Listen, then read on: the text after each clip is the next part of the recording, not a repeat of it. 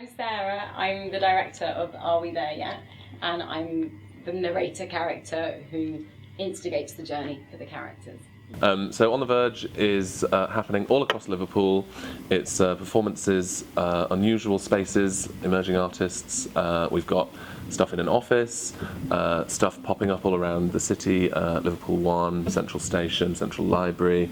And mischievous, much like some children I have met from time to time. And I'm Mel, and I'm one of the performers in it, and I play like a wussy me, a monster and an explorer. Wow. You were stomping around and chattering, and we have followed you. We cannot talk to you for fear of the monster. He is huge and scary and has squashed our homes, and we do not wish to be squashed too. Are you looking for such a monster? Yeah. Yeah? And they ask, would we help them to stop the monster hurting them? I think we need to be nice and loud so they can all hear us. So 1, 2, 3. Yeah! So today was a preview, wasn't it? Yeah. Right. So what was that like, talking to adults like they were kids? Weird. Feels a bit patronising. Yeah. Yeah. It's good though because they all really went for it. Yeah. It is going to be very different when we have kids there. But it's nice to see how different the reactions can be, and they were very realistic in how silly you can be when you're that age. Yeah, even though they were adults, they gave some very good childlike answers, and I think, replicated some child behaviour, which was good for us. I also think like elements of the set really encourage like a childlike sense of wonder. You know, the things you don't anticipate being in an office. So it was nice to see their faces and see that they were enjoying it. Yeah. I mean, there are still a few kinks that need working out, but yeah, it was good. Yeah. So Sarah. Actually, it doesn't matter for now. I'll ask you. Is the light on behind there? This isn't on. There's one thing here isn't on. Hello, shoes off and then please take a seat. Thank you. If you want to colour in, you can colour in on the table. Dodgy old socks. How are you all doing? Are you well? Yeah. Do you know why you're here today? No, that's fine. Boys and girls, you can sit wherever you want, but I want you to show me how nicely you can sit, okay? This is one of those, I need to see how grown up you can be. There we go. Yeah, I feel much better about it now, I think. It's just that reassurance that you can do it. Yeah, and I think having a big group of people, because up until now, I think the most we've done it in front of is 3 people. So to actually have a big group and understand how they're going to move from space to space, and it actually isn't as terrifying as you think, and it's doable. I think especially because this office is so huge. Yeah. And there wasn't anything in here when we first moved in, so it was a little bit scary to think we have to create a world here. But when you fill it with people, it feels like quite, it doesn't feel too big, which was really important to us. Yeah. Especially when there's no children and they're all grown ups. So after all the work you've been over the last couple, it's been quite fulfilling, really, and rewarding, yeah. Yeah, definitely. Yeah. It's really been worth doing. We were very lucky in that we got we crowdfunded for the show, and we got private funding and Arts Council England grants for the arts funding. So although we've had to make a few concessions, generally this show is exactly what we wanted it to be, which is something quite unusual for us to not have to make those concessions. It's okay, everyone. Don't worry, we're going to find him. But how do you think we can find a monster? Can anyone think of a way?